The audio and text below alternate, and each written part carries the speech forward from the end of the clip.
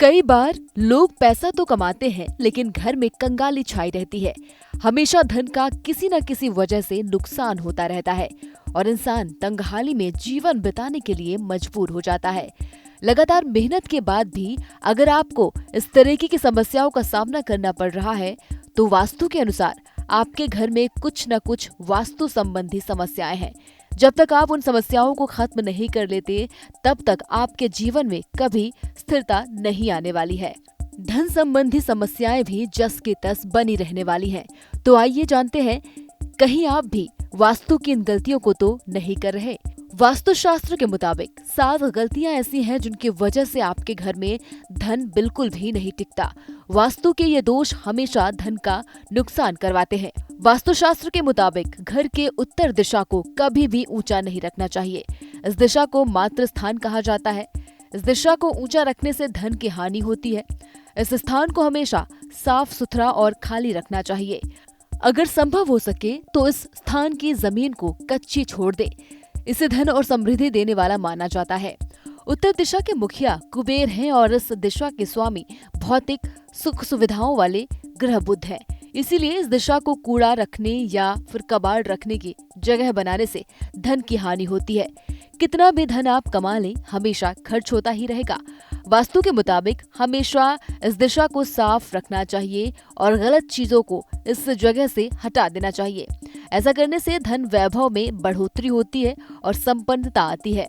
वास्तु के अनुसार घर के पानी का बहाव दक्षिण दिशा की ओर होने से घर में कभी पैसा नहीं टिकता।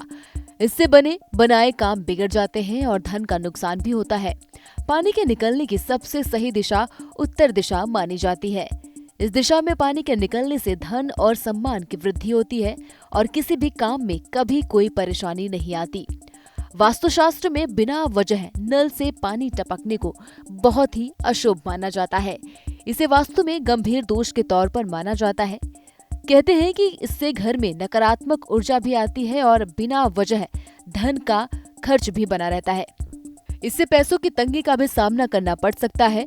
वास्तु की भाषा में अगर नल से पानी टपक रहा है तो समझ लें कि पानी के साथ पैसा भी बह रहा है। इसीलिए टपकते नल को जल्द ही सही करवा लेना चाहिए। वास्तुशास्त्र में साफ सफाई को बहुत महत्वपूर्ण माना गया है।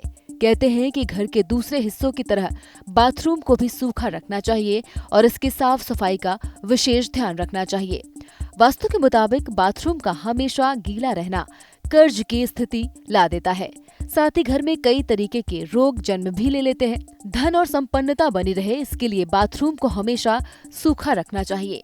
अगर आपके घर के सामने पेड़ या बिजली का खंभा या बड़ा पत्थर रखा हुआ है तो वास्तु के अनुसार इसका आपके परिवार के सदस्यों के स्वास्थ्य पर असर पड़ता है।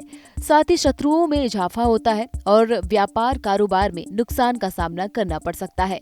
इसके अलावा परिवार में मतभेद हो जाते हैं और आमदनी की स्थिति बिगड़ने लगती है। इसीलिए घर के सामने इन चीजों को न लगने दें।